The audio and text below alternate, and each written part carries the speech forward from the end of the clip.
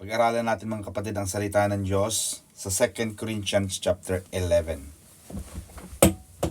2 Corinthians 11. Now mga kapatid, in verse 1, you will see that medyo si Apostol Pablo mga kapatid, medyo sarcastic. Sarcastic in a way na medyo nakaka-offend ang sinasabi niya. And he had a reason why he was saying this. Kaya sabi niya mga kapatid, we are in the right one. Sister, 2 Corinthians 11 natin no? Yan. Mamaya ay basa tayo ng basa, mali pala ang ating verse. Kahit manawari, hindi na natin narinig yung mga ganyang salita Kahit manawari, ay mapagtiisan ninyo ako sa kaunting kamangmangan, ngunit ako'y inyong pinagtiisan. Kasi nangyayari mga kapatid,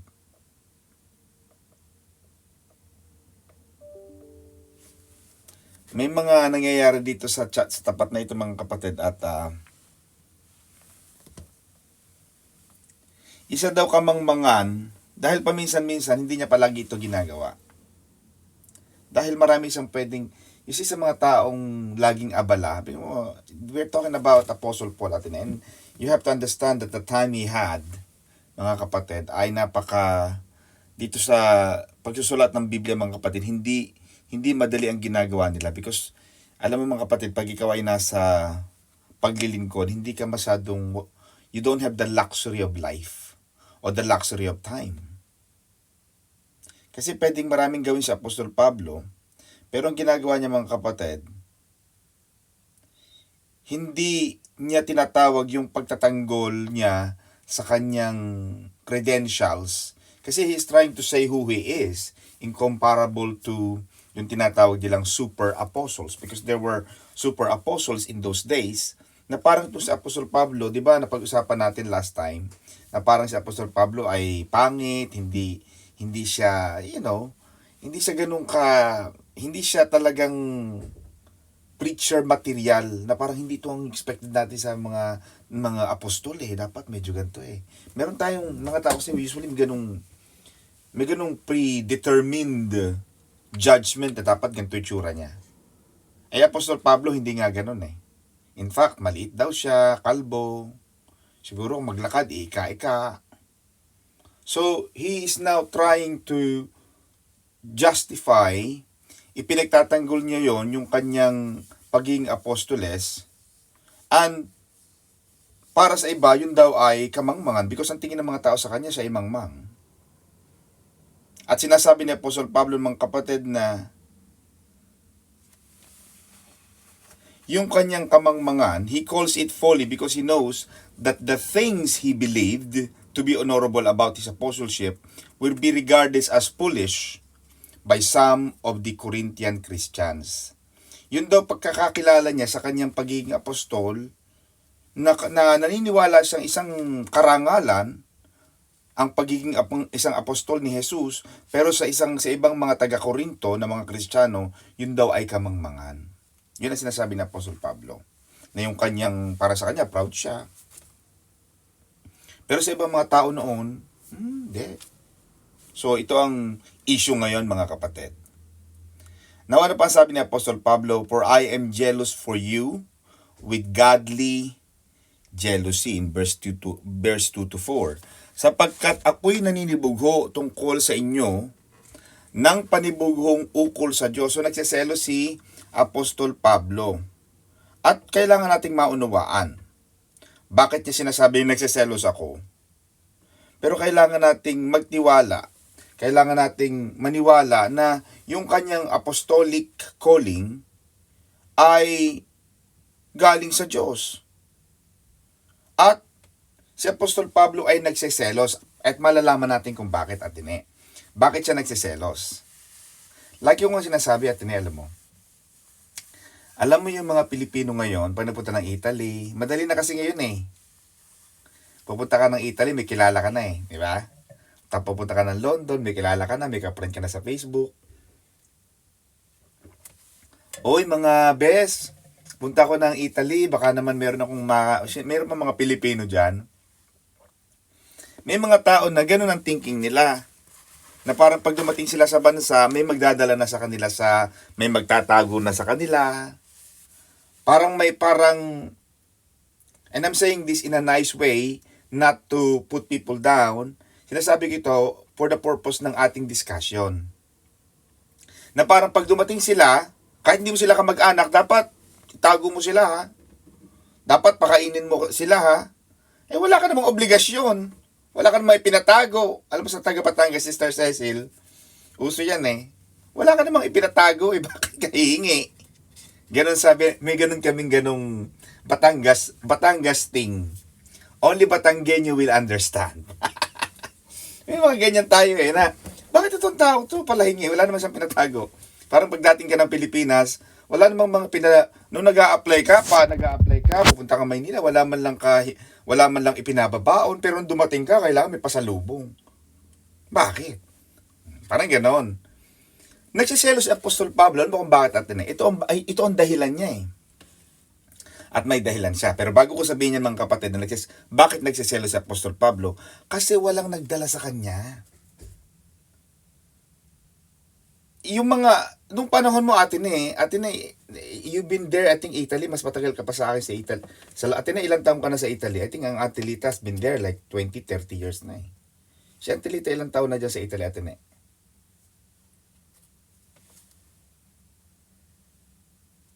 And 20, halos makasabay pala tayo. 20 years, pero nung dumating tayo dyan sa Atene, may nanay kasi yan eh. Pero imagine mo, ikaw yung first time na darating ka sa Italy talagang yung kinakanta mo yung kanta ni Mariah Carey na All By Myself. Ha? Sister Cecil, yung kanta ni Mariah Carey na All By Yourself. Ha? Wala ka, noong unang panahon, walang masyadong Pilipino, mga kapatid. 20 years ago, siguro meron, pero hindi mo kilala. Tsaka walang Facebook. Pagdating mo dyan, basta sa airport, termini, bahala ka na dyan. Maghanap ka. Pero ngayon kasi, dali na eh. Dali nang, dito ka na. Pag tumakas, may sasambot agad eh. Kahit sino lang. Si Apostol Pablo, wala siyang ganon. Walang sumambot sa kanya. Walang nag-akay sa kanya. Of course, alam natin si Cornelius, alam natin yung mga, pero I'm talking about yung ginagawa niya ngayon sa mga taga-Korinto na nangangaral, walang gumawa sa kanya noon para ma-convert siya into Christianity. Ito yung pasimula actually. Naiingit ako sa inyo eh, kasi selos ako eh. Kasi ako, nagtuturo ako sa inyo, pero nung akong una, wala. Oh. Di ba kagaya natin, uupo lang tayo, makikinig lang, ganda ng preaching. Pero ikaw kaya magturo. Ikaw kaya kasi kalagi kami naghahanda ng pagkain. Amen ba mga kapatid? Tapos yung iba nakaganto, hindi man lang nag-amen. Ganyan, di mo alam kung black o amen ba kumakain o natutulog na. Kaya sabi ko nga, tapos na, nag-to God be the glory na, nandiyan pa rin siya, di ba talaga, kung puspos ng panalangin, kaya ganyan pa rin talaga. Hindi pa rin niya binababa ang kamay niya. Talaga naka-raise hand pa rin. Talaga naka-raise hand. Nananalangin pa ba siya? O baka nawala ng internet? Ano kaya ang ginagawa? O, kapatid, tapos na po. Tapos na bakas na ko. Nakatulog. Di ba? Walang ganun eh. Wala tayong ganun. Walang ganun si Apostol Pablo. Kaya nagsiselo siya mga kapatid. So yung God's jealousy, and in fact, yung pagsiselos ay isang katangian din ng Diyos. Kahit ang Diyos nagsiselos eh. Sabi ng Panginoon, I, the Lord your God, am a jealous God. Exodus 20 verse 5. At yung pagsiselos ng Diyos, may dahilan Atene. God's jealousy is love in action. Ano sabihin nun? Ayaw ng Diyos na may kahati siya. Ayaw ng Panginoon na may karibal siya. Not because, listen to this mga kapatid, not because He is selfish, hindi sa madamot siya. At hindi ibig sabihin ikaw ay para lang sa kanya, hindi. Dahil nagsiselos ang Panginoon Atene because alam ng Panginoon, He knows that upon that loyalty to Him, Dahil alam ng Panginoon, kung magiging loyalty ka lang sa Kanya, magiging loyal ka sa Kanya, didepende ka sa Kanya, yung ating buhay nakadepende doon sa loyalty na yun eh. Na kung hindi ka magiging loyal, hindi ka magiging faithful sa Panginoon, mamamatay tayo eh. Kaya sabi ng Panginoon Jesus, di ba Tine? If you abide in me, we shall abide in you. So yung first choice ng Panginoon, isa lang. Dapat sa isa lang. Hindi ka nakakitang isang puno, isang dahon, 2 puno ang pinagkakabitan niya. Kaya sabi ng Panginoon natin walang sino man makakapaglingkod sa 2 Diyos. Walang sino man tao makakapamangkas sa 2 ilog. Dapat isa lang. Kaya yung sinasabi ng Panginoon na jealousy is only because God knows that upon that loyalty to Him depends our very moral life. Isa lang. Dahil nakadepende ang buhay mo dun eh.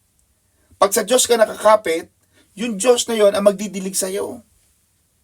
Hindi pwedeng dalawa. Kaya ang sinasabi mga kapatid, nagsiselos ang Diyos. So God's jealousy is concerned more for the holiness, more for integrity, purity of ethics, and Christian standards for His people. Kaya pag ang Panginoon nagsiselos, ibig sabihin, para din sa ating kabanalan, o para yung turo iisa. Hindi yung ang dami nating mga kinakapitan, ang daming pinaniniwalaan.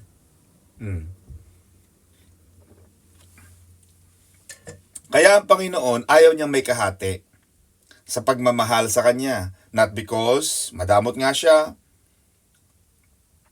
but simply because He knows that His great purpose for us of purity and holiness of life depends on our personal surrender and submission to His purpose. Ibig sabihin, hindi dahil sa madamot siya kaya gusto ka lang niya, hindi.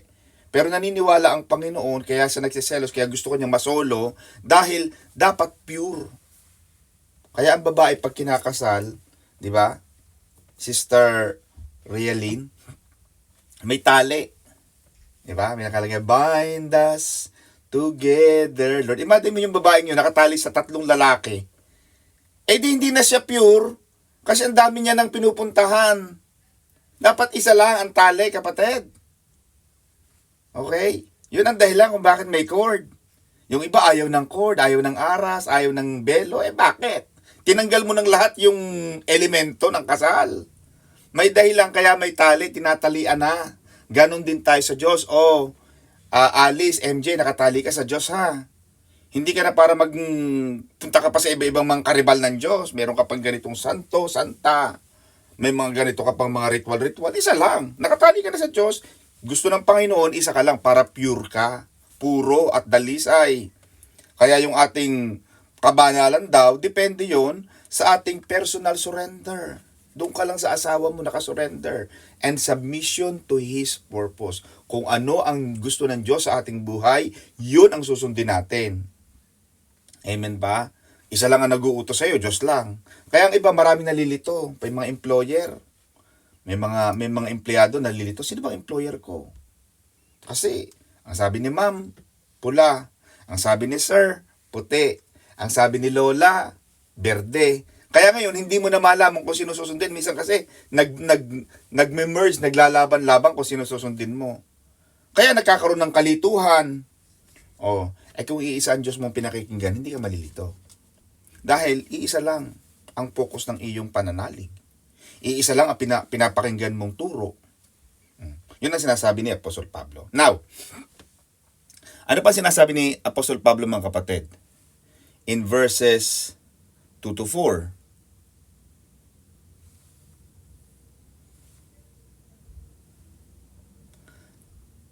Sapagkat kayo'y aking pinapag-asawa sa isa. Sinasabi ng Apostol Pablo, sapagkat kayo'y pinapag-asawa ko, sapagkat kayo'y aking pinapag-asawa sa isa. Now, ano ibig sabihin nun, Ate Milen?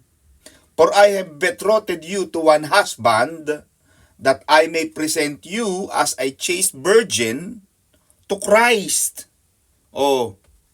So, upang kayo'y maiharap ko kay Kristo na tulad sa dalagang malinis. Oh. Yun ang naiinggit sa Apostol Pablo. Bakit naman ganern? Sister Cecil, wala man lang nagdala sa akin noon. Ngayon, ako na. Ako na. Siyang gumagawa kasi ng pagdadala eh. Mahirap yon. Mahirap yung nagbubungko yung gubat na gubat, tapos ikaw ang gagawa ng daan. Tapos pag may dumating na bago, may daan na.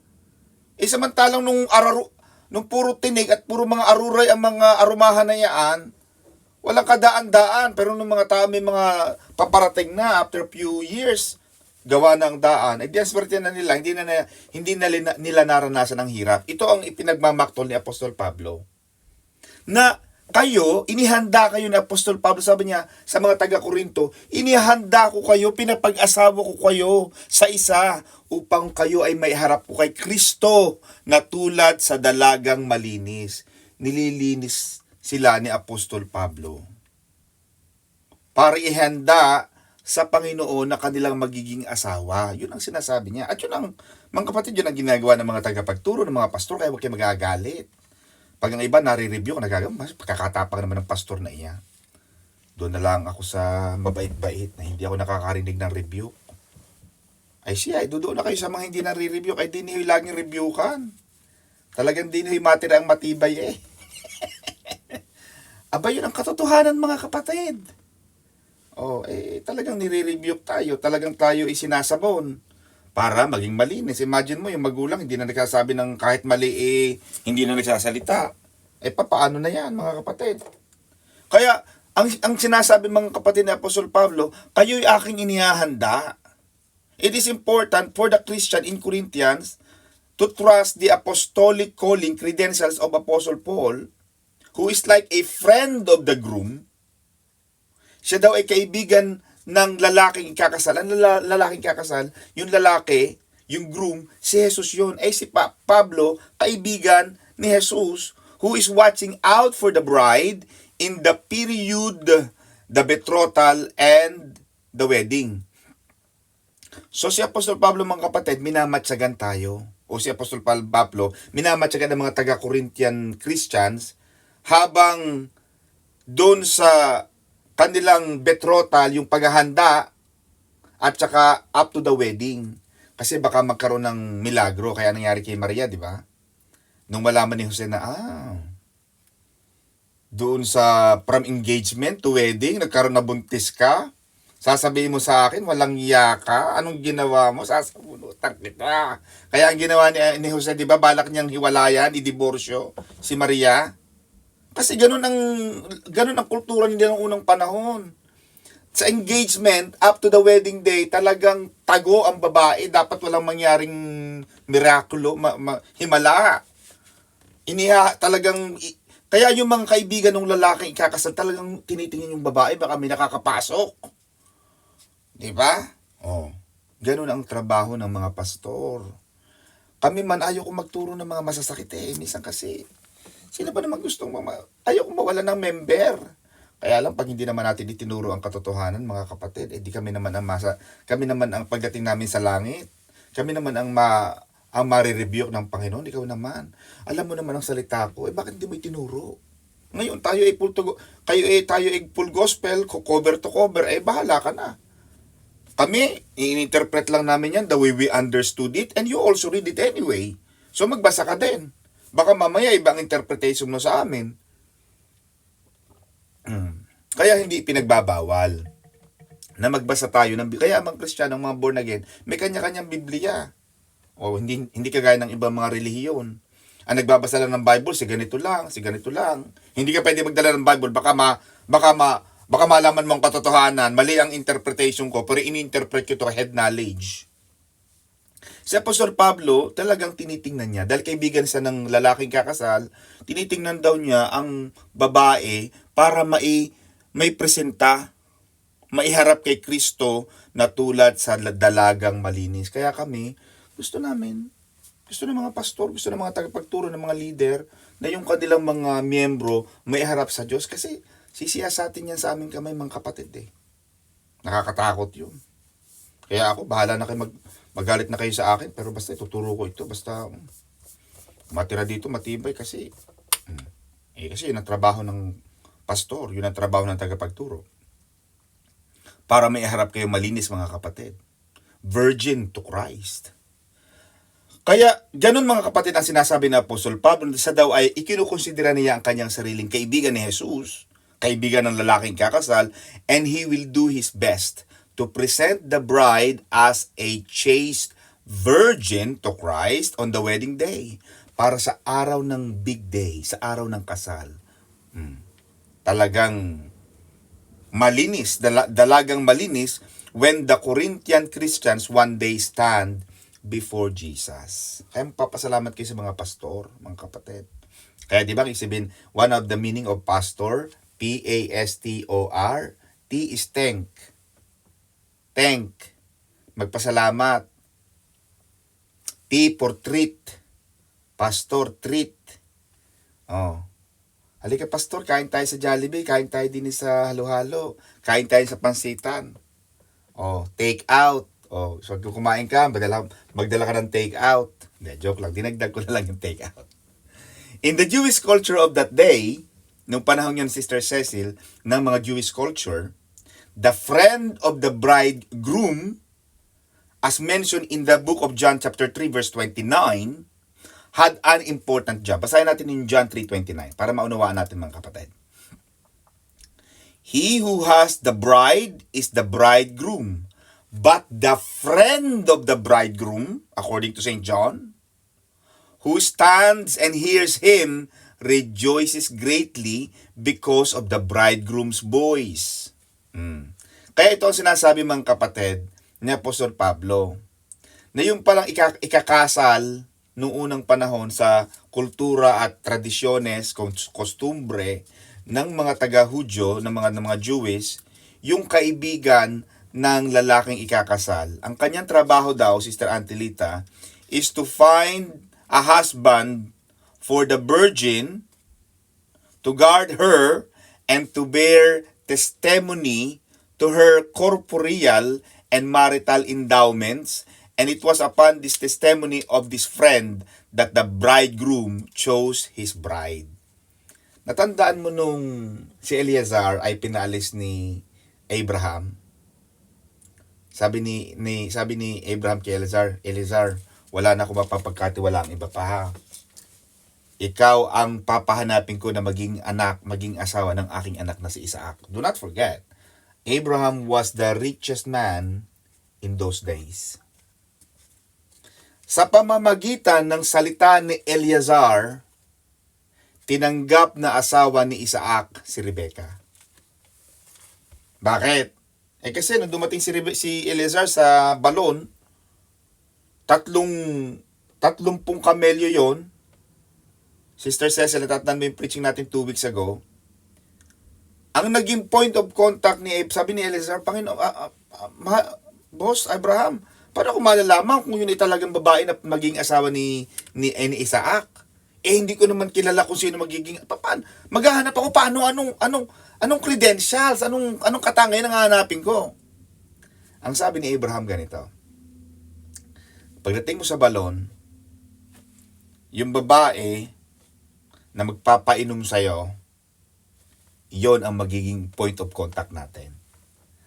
Naglakbay sila ng malayo at timilin. And Eleazar was the leader of the pack, and he was with 10 of his men. 10 kamelyo ang dala nila mga kapatid, naghahanap. Pero mong hirap maghanap. Ngayon kasi pag naghanap ka ng asawa sa Facebook lang, ang dali. May mga dating website. Oo. Ang mga babae, magpe-present lang, finding a husband anywhere else on the planet as long as they are men or human. Basta tao. Basta tao, wala nang katangian, basta tao lang, mukhang tao, at least ugaling tao. Yun lang ang hinahanap nila mga kapatid. Andali! Maghanap sa Facebook. Kahit ngayon din, talaga namang nagkalat mga kapatid, ang mga andali. Nung unang panahon, Sister Cecil, lang hirap, hinahanap. Amen ba? Natandaan mo nung unang panahon, mga 1960s and 40s talaga daw may mga harana pa. May mga ganun pa pala. Ngayon mga kapatid, wala eh. Nung unang panahon ng hirap, pagdating talaga ni Eleazar doon sa balon, nauuhaw siya, Sabi niya doon sa babae, Ma'am, pwede po bang painumin niyo ako? Kasi nauuhaw po ako eh. Yun ang banat ni Eleazar. Yung babae, Sir, hindi ko lang kayo paiinumin, hindi lang ikaw ang paiinumin ko. Ilan ang kamelyo niyo po? 10. Nung yun mga tine, binibilang ko yung panahon na yun ang pagpapainom sa kamelyo. Kasi ang kamelyo, naglalakbayan sa disyerto eh. Biro mo, nasa Middle East ka. Hindi naman isang kilometrahe. Araw ang binibilang. So talagang ang tubig nila nandoon sa kanilang likod. Ang isang kamelyo, Ate Milen, pinapainom yun ng 10 galon. 10 galon, kababaeng tao. Wala naman nung bombo, walang gripo. Sinasalok yun sa balon, mga kapatid. Amen. Ano sabi ni Rebecca? Sir, hindi lang kita painumin. Pati yung mga kasamahan mo, pati yung kamelyo ninyo, papainumin ko yan. So, sa total, Sister Cecil, 300 gallons. 300 na mga timbang malalaki ang ginawa ni Rebecca, pinainom niya. Edi. At doon nalaman ni Eleazar, I have found the right woman for you, Isaac. Yun ang naging patotoo ni Eleazar kay Isaac. Kaya nagkatuloyan si Rebecca.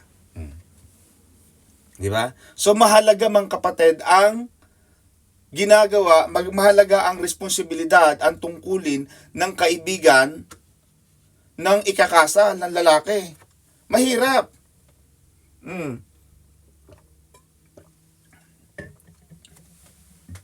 Kasi siya nagre-repair. Siya ang nagsasalita, anong ugali ng babaeng ito? Malay ko dyan. Pero, yun ang trabaho ni Apostol Pablo, mga kapatid. Magdala ng patotoo. Magdala, mga kapatid, magsabi kung ano ang ugali ng babaeng ito. And it is upon that testimony of this friend, like Apostle Paul, that the bridegroom will choose his bride. Doon sa kabaitang yun, sa pagiging generous, ginawa ni Rebecca ang extra, hindi lang pinainom ng isang basong tubig, galon, 300 galon ang talagang kinuha niya doon sa balon. Di siya ngayon ang pinili. Kaya, si Isaac hindi nagtanong kay Eleazar, ano mo dyan? Paano mo nalamang mabuti yan?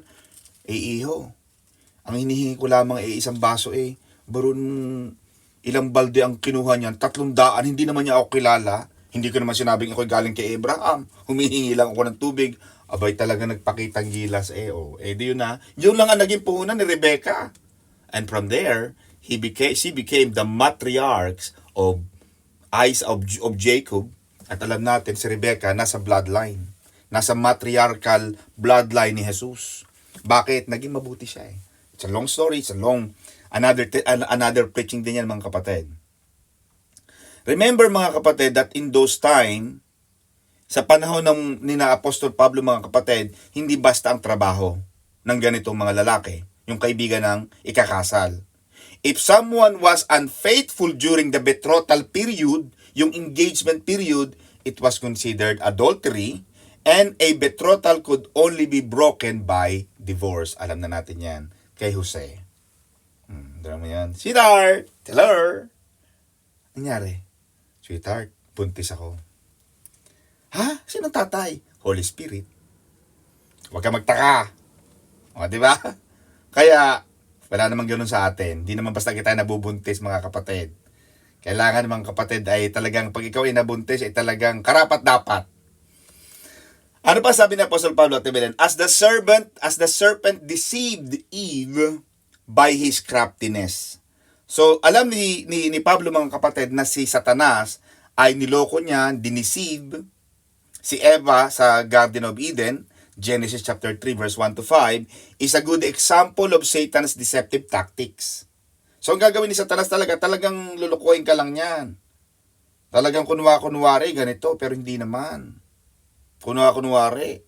Yung mga kasinungalingan na yon kay Eva, na you will not surely die, was surrounded by half-truths and enticing deception. Hindi nga sila talaga namatay actually So talagang may katotohanan konti. Pero, pandaraya, namatay sila spiritually. umalis sa kanila ang Diyos. Diba? So, ganun din daw ang mga taga-Corinthians. Yung mga Kristiyano sa Corinthians, they were challenged by deception of triumphalism. Because it was wrapped in the truth of the triumphant life we can live in Jesus Christ. Kaya may mga turo na parang sugar-coated. Na parang kay Jesus, laging tagumpay daw, laging ganito daw. Pero sinasabi na Apostol Pablo, pero hindi. Hindi lagi. Bagamat magandang pakinggan, masarap pakinggan, na lagi tayong nagtatagumpay sa buhay dahil kay Jesus, pero alam natin yan, sinabi ni Jesus mismo at Milen that in this world, you will suffer tribulation. Sa mundong ito, makakaranas kayo ng kaapihan. Sinasabi na ni Jesus yon. Hindi niya tinago. Pero sabi ni Jesus, pero, magdanas ka man yaan, sabi ng Panginoon, be of good cheer. Be of good heart, because I have overcome the world. You are more than a conqueror. Sabi ng Panginoon, talo mo pa nagtagumpay kasi napagtagumpayan ko na yun eh. At kung natagtagumpayan ko na yun, dadaan ka doon pero magtatagumpay ka rin. Hindi ka matatapos, hindi ka matatalo. Yun ang sinasabi ni Apostol Pablo. Ano pa mga kapatid ang ating matututunan? For if he who comes preaches another Jesus. It is important that the Corinthian Christians understand and trust apostolic credentials because Paul's know that they are attracted to the false apostles who preach another Jesus. So may mga peking apostoles daw noon na nagtuturo pa ng Jesus na kakaiba. Jesus din, pero ibang Jesus. Baka si Mang Jesus, nasa lugar namin, may naakit ng antena, ang pangalan Jesus. Kaya pag nasa itaas na siya, Sister Cecil ng antena, naakit siya ng antena, yung mga TV, di ba mga TV noon, mga antataas na mga antena natin. Yung ating mga cabinet na TV, pag binuksan mo, TV pala, kala mo cabinet. Yung pala TV, ang tataas ang antena, yung naakit Sister Cecil, ang pangalan Jesus.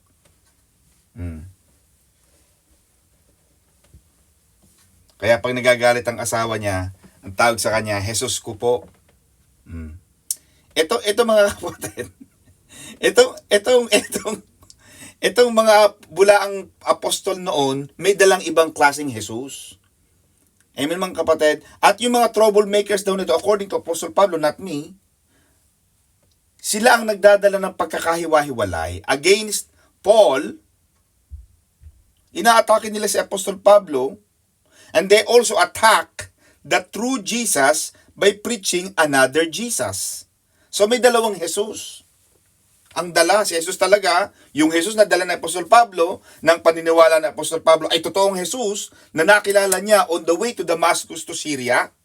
Ang sabi ng Panginoong Jesus, ako ang Jesus na taga Nazaret na inaabuso mo, na iyong pinapersecute, inuusig mo ako. Yun ang Jesus na kilala ni Apostol Pablo. Sinong Jesus itong dala ng mga ito? Saan ang galing yung Jesus na yon? Samantalang they were beginning to start the foundation, the fundamentals of the Christianity. Nung unang panahon, wala pa namang Christian talaga eh. Sila pa nagsisimula, di ba? Kaya ang paniniwala ng Apostol Pablo, they are preaching another Jesus. At sino itong Jesus na ito, sabi ni Pablo? The way of the Corinthian Christians despise Paul's image of weakness and unimpressive appearance. Talagang hinusgahan na nila si Apostol Pablo mga kapatid na hindi maayos ang damit. Hindi siguro maganda ang itsura. Kaya minsan mahirap din yung nakukuha ka sa ganda. Uy, ang ganda ng preacher dito, ang ganda ng boses. Dito na lang sa church na ito, talagang So nawawala na yung real essence. Kaya ayaw ko talaga ng magic sarap. Amen ba? Sister Iris ng Oriental Mindoro. Kasi ang magic sarap, ang sarap-sarap ng baka. Tapos lalagyan mo ng magic beef. Di nalalasan ko magic beef na lang. Wala na talaga yung baka. Kaya ang talagang magaling na chef, talagang doon lang tayo sa baka. Talagang doon lang. Itong ginagawa ng mga false apostle, according to Apostle Paul, yung mga peking apostoles, ang dala nila, tinitira lang nila sa Apostle Pablo, pangit yan. Pangit yung apostol yan, liktin mo kami, magwapo kami. Siguro ganon. Kasi alam nila ang ginawa, alam nila ang background ni Apostol Pablo eh. Yung Apostol Pablo, ano lang yan. Dati ano yan eh. Criminal yan eh. Yan ang pumatay kay ano eh. Yung unang Christian, yung first Christian martyr, si Sebastian. Si Esteban, siya ang pumatay dyan. Kaya mahirap din sa tao, sabi ko nga sa inyo, pag nagpapatotoo kayo, dapat huwag sabihin lahat. Dapat buo. Pakita mo na lang relyanong bangus na muna ituro kung paano mo ginawa ang relyeno kasi matrabaho yan. Salamat sa Diyos, nakagawa ko ng relyanong bangus. Bye. O, di madali ang patotoo mo. Itong si Apostol Pablo, tinitira ng mga super apostles ng Corinthians, ng mga ibang apostoles noon. Binabati ko siya. Kasi alam nila ang background ni Pablo.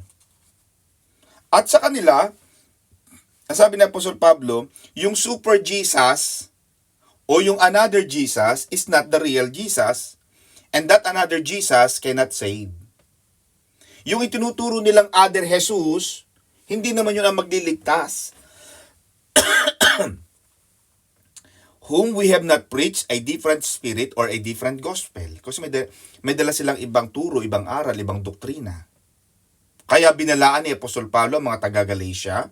Pag binasa natin ang Galatians 1:8-9, Galatians chapter 1 verses 8-9, sabi ni Apostol Pablo, but even if we, kahit na kami, or an angel from heaven, preach any other gospel to you than what we have preached to you, sinabi ni Apostol Pablo yun, kahit na kami, at kahit pa mga anghel sa langit, ay magturo sa inyo ng ibang ebanghelyo, iba ay tinuro namin sa inyo, sumpain siya. Let him be accursed.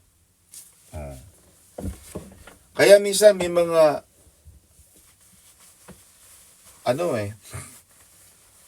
may mga preacher na galing sa ganitong church, pupunta sa ang doctrine niya ganito. Ano siya? Trinitarian siya. Lumipat sa ibang church na oneness, dahil mas malaki ang bayad ng oneness sa kanya, lumipat sa oneness, iba na tinuturo niya. Mali ang Trinity, no? Hello? Isa lang ang Diyos. Inaiba na ang tono. Bakit? Iba na ang turo eh. Nakarating na ba kayo ng church na pag narinig mo yung turo, kakaiba?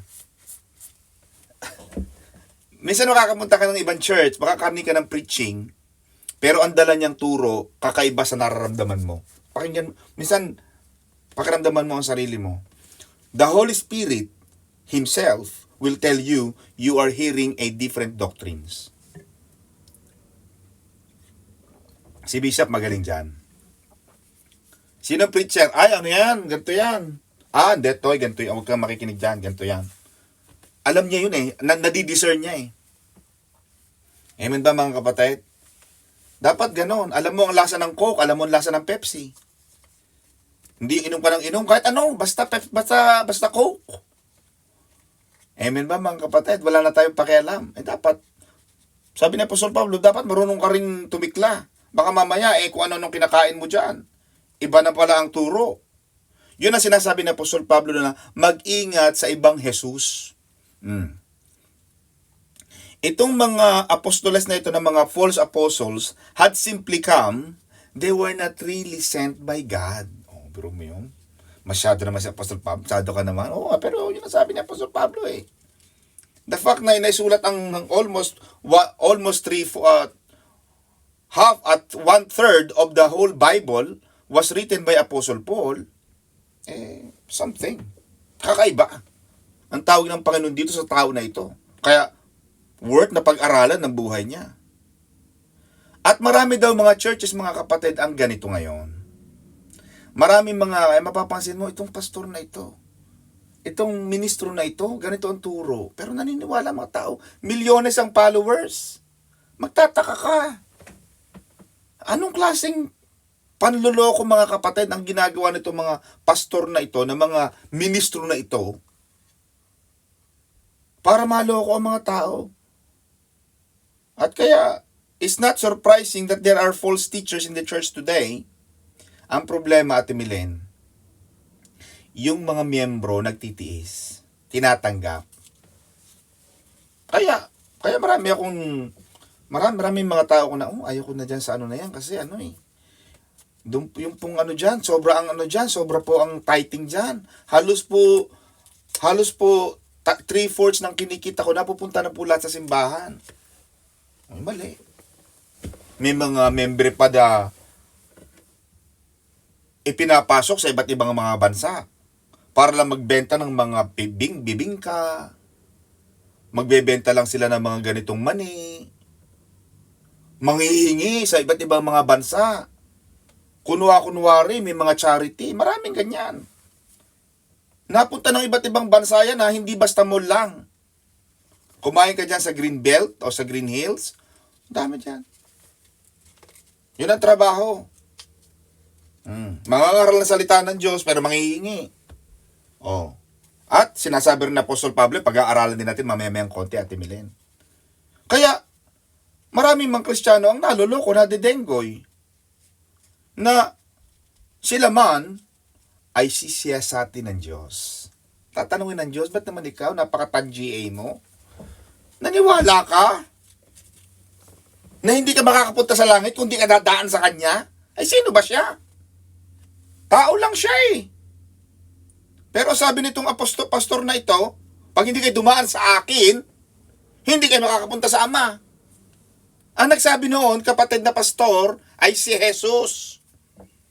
Yun ang true Jesus, pero hindi naman ikaw ang totoong Jesus. Tumigil ka. Wala kang K. Diba? Marami pa ngayon mga pastor daw, magpapaistapin ang mga traffic sa EDSA. Ba't hindi pati daw mga lindol. Di sana lahat ng lindol napatigil na. Oh. Hindi totoo yan mga kapatid. Maraming mga ganon. Maraming mga naluloko itong mga pastor na ito. Kaya magtataka ka.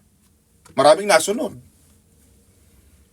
Sabi ng darating ang Panginoon na bakit ikaw na? Ba't ikaw hindi ka man lang nakiramdam? Na turo ng pastor na yan, mali. Tahasang paglapastangan na mismo sa Biblia. Kasi nagkaroon ng mga Kristiyanong ito ng lack of discernment when it comes to the false teachers and leaders accepted and embraced by the church. Kaya, tama ang ano natin mga kapatid, kami, tinuturo lang namin. Ito nasa Bible. Grabe, ngayon, nagtataka ka eh. Ang dami mga bulaang pastor, bulaang propeta. Pag pinakinggan mo ang turo niya, ba't kaya ganun ang turo niya? Akin ang kaluluwa nyo. Ako ang pipirma ng inyong kaluluwa.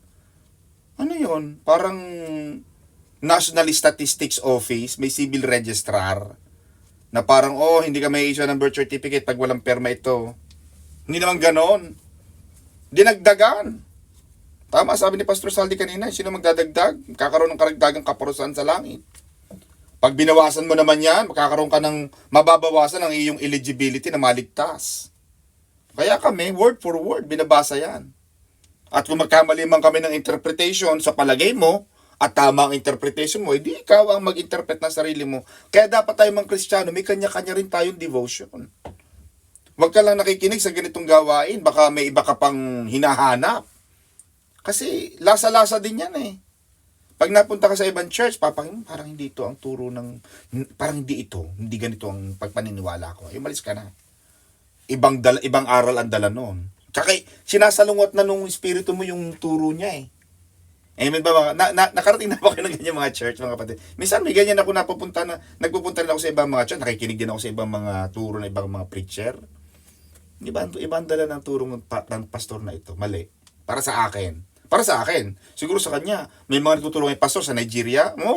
Tithing will not make you rich. Tithing is wrong.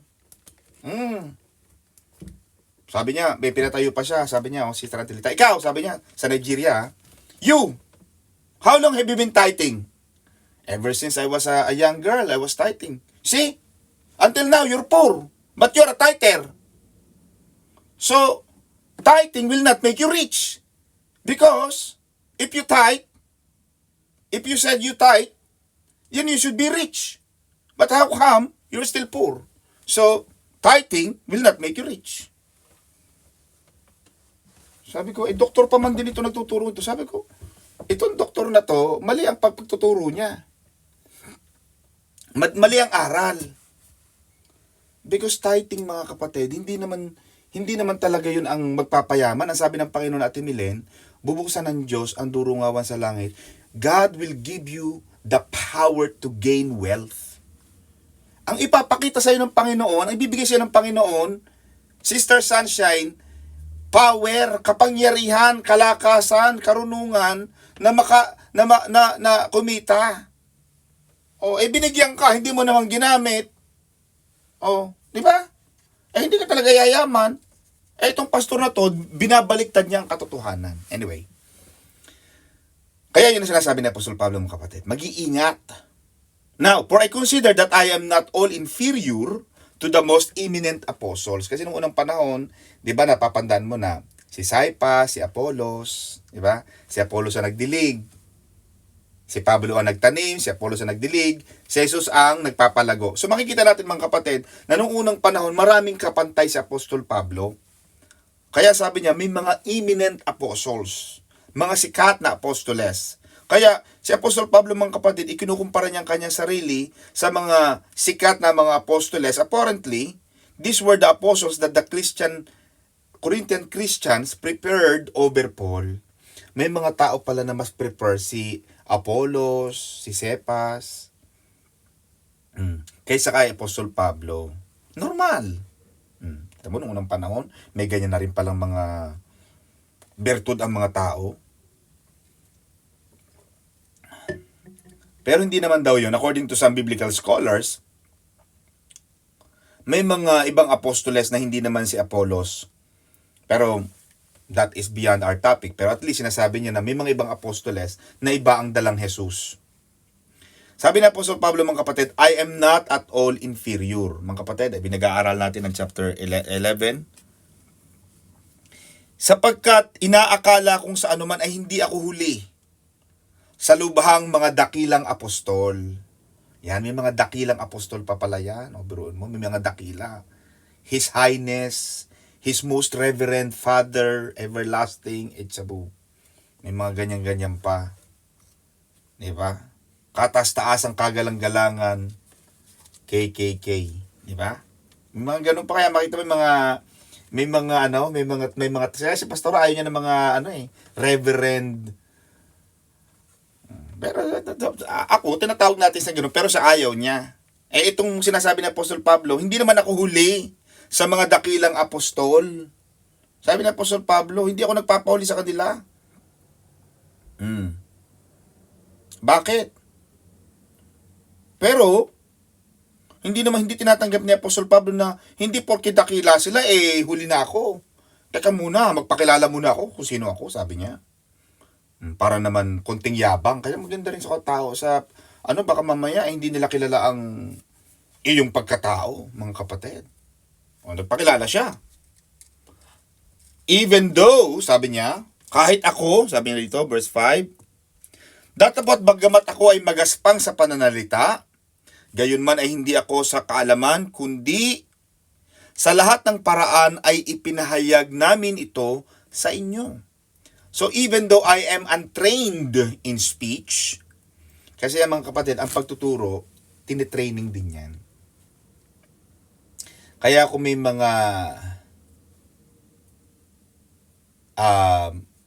mga narinig kayo ng yung mga speech ng mga magagaling magsalita, may mga aral, may mga inaaral din yan.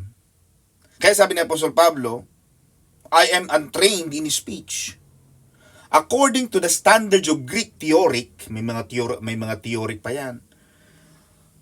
Paul was untrained in speech, at nung panahon ni Apostol Pablo Atene, the ability to speak in a polished, sophisticated, entertaining way was popular.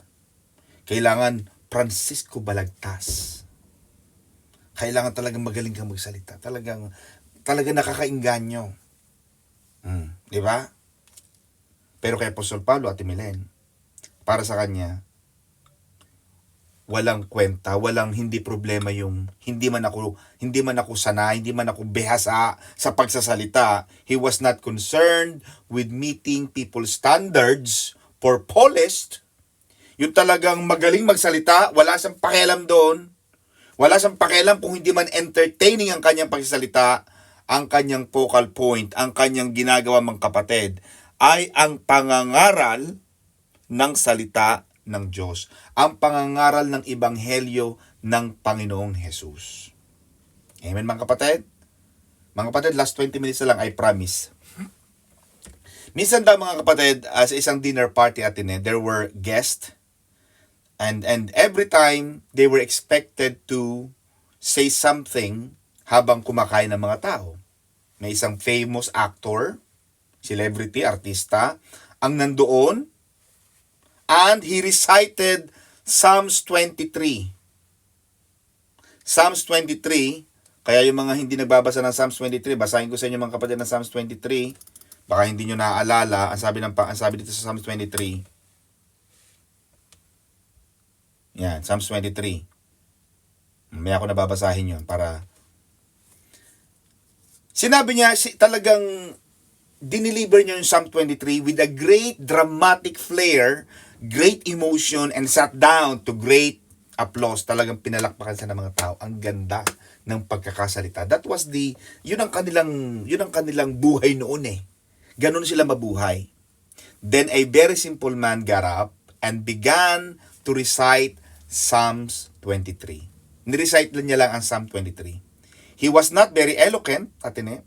So at first, people thought it was a little funny. Kasi hindi siya magaling eh. Kasi yung nauna sa kanya, ang galing na aktor. Talagang todong bagamat habang buhay. Talagang parang oratory talaga. Talagang kahindik-hindik, titindig ang mga balahibo. But this man's presentation was straight from the heart. Nagsalita itong lalaking ito talaga nagmumula sa puso. So when he finished, the group sat in respectful silence.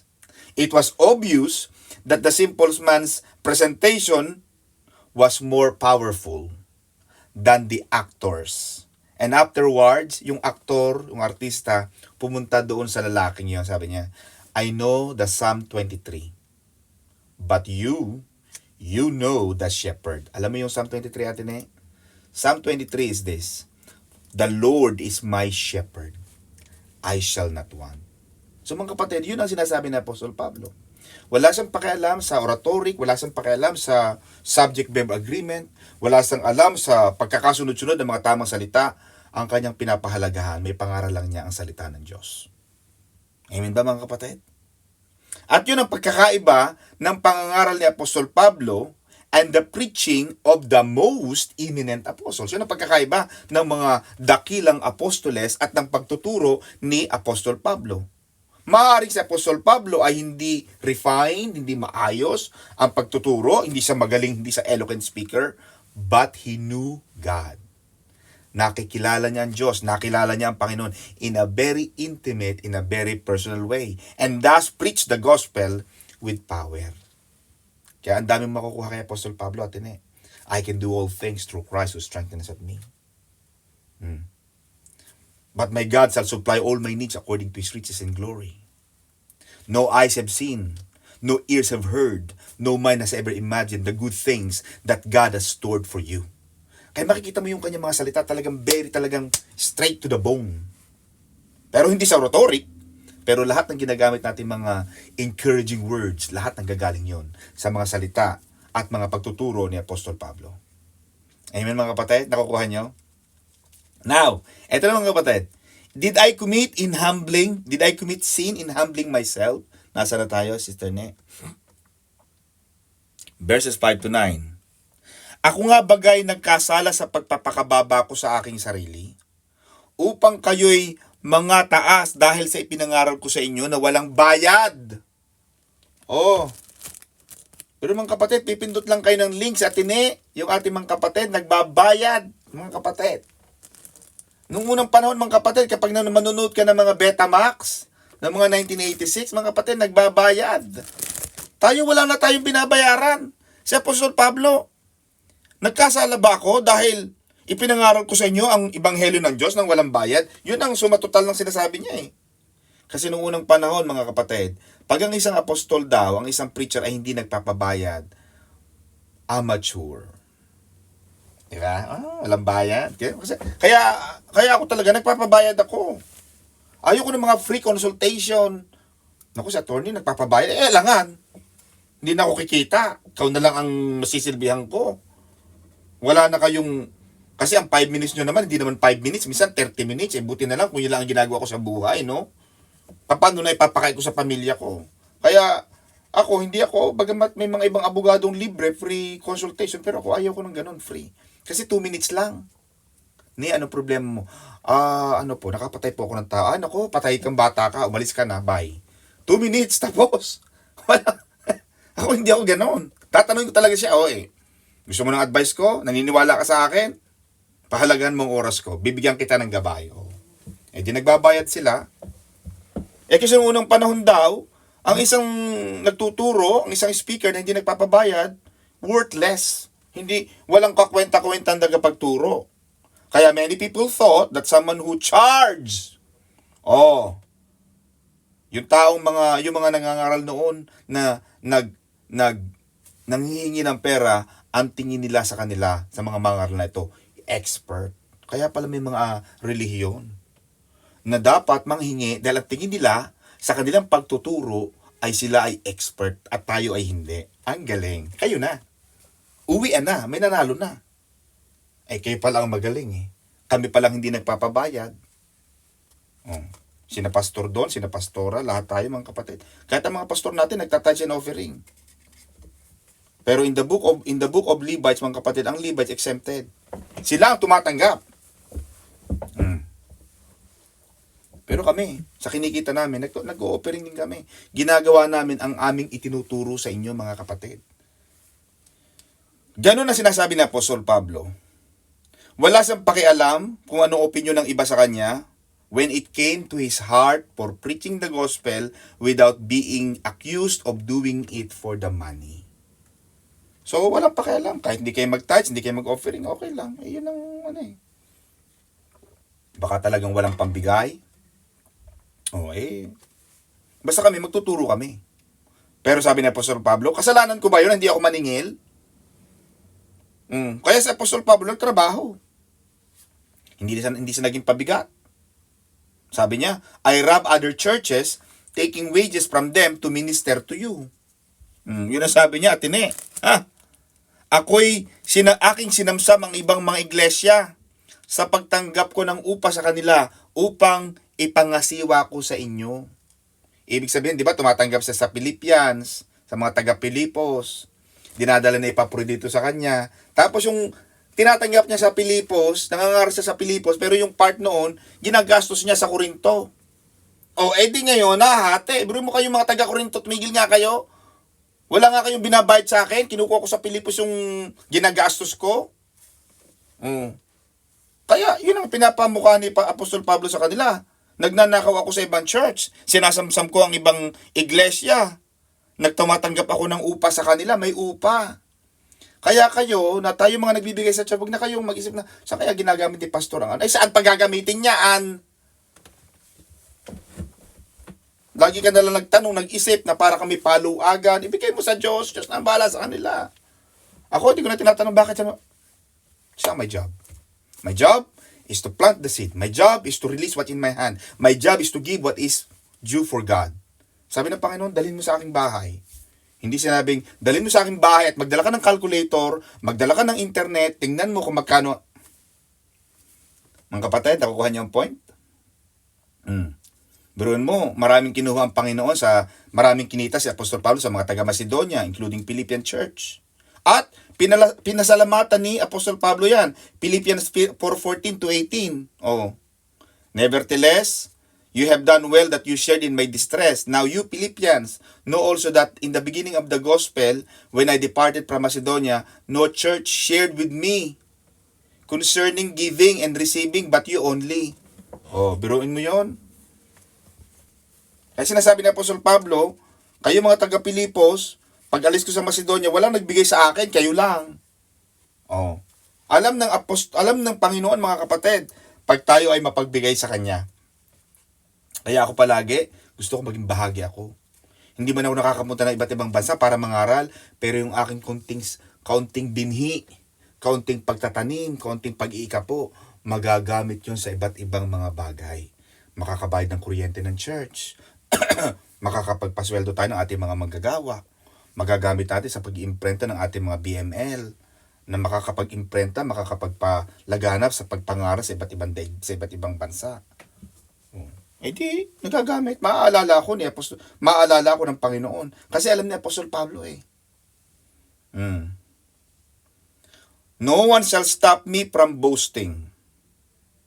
Kasi si Apostol Pablo hindi siya kumuha ng pera. And he was more interested in the integrity of the message than in his own needs. Iningatan niya ang bango ng salita ng Diyos. Hindi niya, for God so loved the world, mahal na mahal. Cecilia Kuwanag, mahal na mahal ka ni Jesus. Pero after mo marinig, magbigay ka ng X amount of money. Walang ganun. Kahit sina Bishop, laging tinuturuan ko, Mami, ganito dapat. Hindi tayo. Huwag na nating gambalain ng ibang mga ganyan. Tayo ito lang tayo. Diba? Kaya pag tinignan mo mga kapatid ng mga big churches, like JIL, 41 years sila. Si Kibuloy, parang 39. Ed Lapis, 34. Maranatha, 44. Kung nagpayaman si Bishop at si Pastora, mga kapatid, multimillionaire kami. Hindi na namin kailangan magtrabaho. Ang dali eh. Pero hindi. Sabi ni Pastor at Bishop, no. We started this, ganito lang tayo, hindi tayo manggagambala ng iba. Kung ano lang ang binibigay sa atin ng ating mga kapatid, doon lang tayo. Doon natin gagamitin, doon natin papatakbuhin. At minsan nga, Sister Cecil, pinapadala namin, nagagamit pa sa church. Sabi ko, di ba nagpadala kami sa inyo last week? Naku anak, ang daming sira ng bubong natin. Ay ipinagawa ko sa Kuya Pere, ay talagang tulo na ng tulo, kailangan na. Naku, buti na anak, nagpadala ka, talagang hindi tayo makabayad ng kuryente. Diba? Mo, nakaka-aircon ng mga taga-main church. Sister Cecil, kapag nagpapadala ka ng kaunting pang-merienda ng ating mga manggagawa, edi, salamat. Sino nagpadala nito? Sister Cecil Kuwanag from London. Salamat. Ang sarap ng puto. Salamat, masarap talaga, ang libre. Diba? Naaalala ka ng mga anak ng Diyos. Amen ba, mga kapatid? Kaya sa Apostol Pablo, ipinagmamalaki niya na hindi siya nangunguha ng pera. At gustong i-expose, I will continue to do that I may cut off the opportunity from those who desire an opportunity to be regarded just as we are. Ang sabi ng Apostol Pablo, ini-expose niya itong mga dakilang apostoles na ito as fraud. Mandaraya. Diba? For such are false apostles, deceitful workers, transforming themselves into apostle of Christ. Nagpapanggap na mga apostoles daw ni Jesus. Bakit? Masyadong binabanatan sila na Apostol Pablo na itong mga apostoles na ito, ng mga dakilang apostoles, kuno sila daw, according to Apostle Paul, ay mga mandaraya. Ano pa ang ating matututunan, mga kapatid? For Satan himself transform himself into an angel of light. Therefore, it is no great thing if his ministers also transform themselves into the ministers of righteousness. Oops! May mga tatamaan dito, mga kapatid. Yung mga ministro. Sapagkat ang mga gayong tao ay bulaang apostol, mga mandarayang manggagawa na nagkukunwari mga apostol ni Kristo, at hindi katakataka sapagkat si Satanas man ay nagpapakunwaring anghel ng kaliwanagan. Kaya mag-iingat.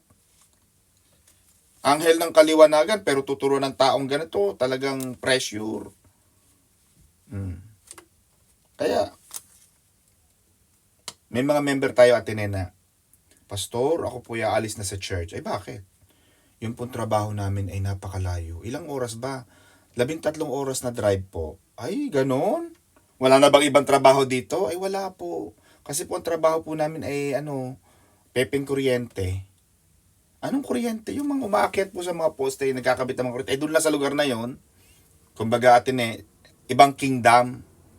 Sabi ko, by all means, go. Hindi tayo, dito ka lang. Dito ka lang sa lugar na to para, malaya. Because ang Diyos nabigyan ng kalayaan.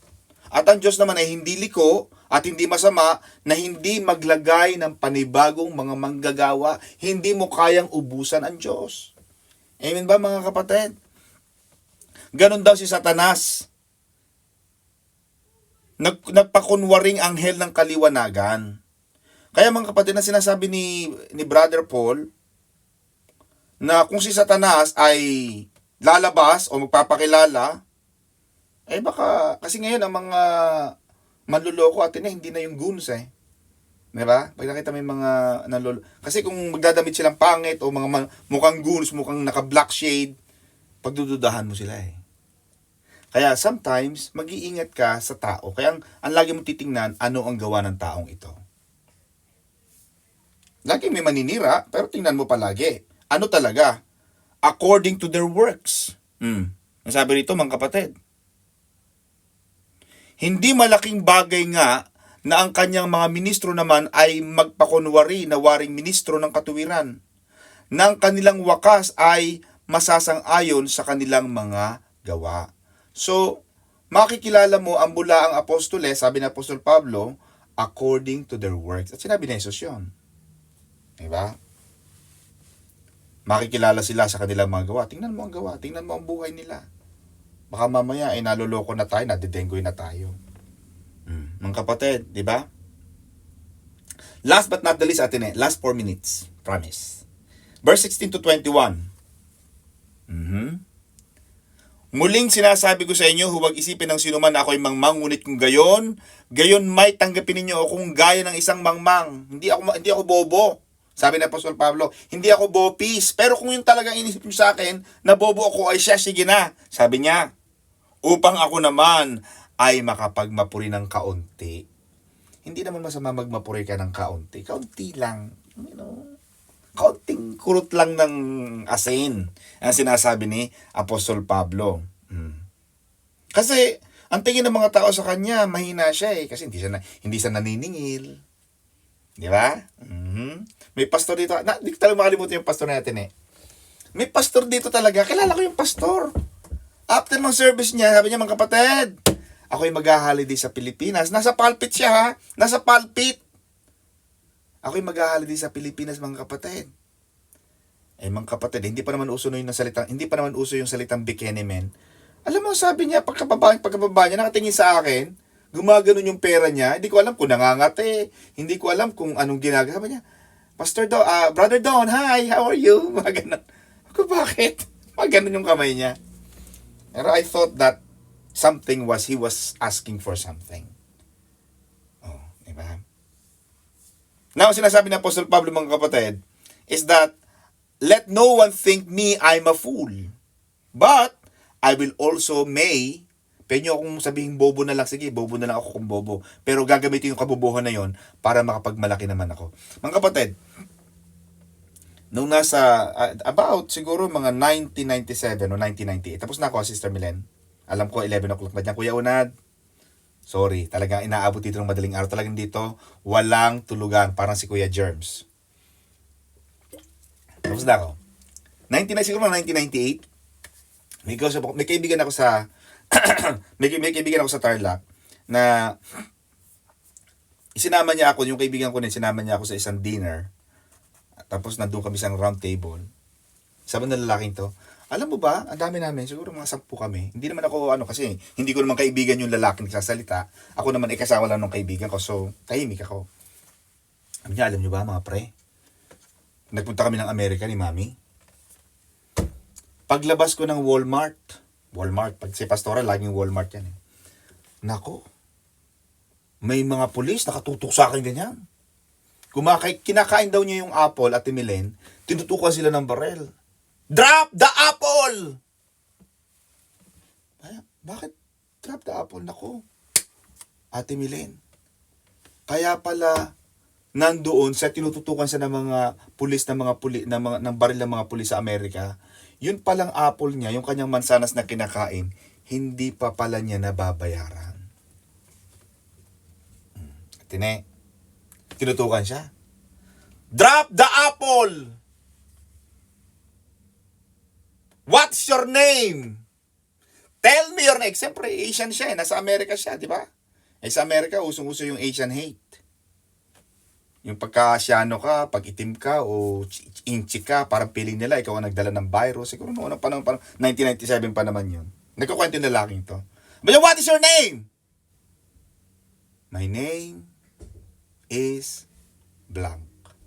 Who are you? Why are you here? Sabi niya, I am the son of Corazon Aquino. She is the President of the Republic of the Philippines. Nung marinig ng mga pulis, ito talaga actual na narinig ko doon sa lalaking yun.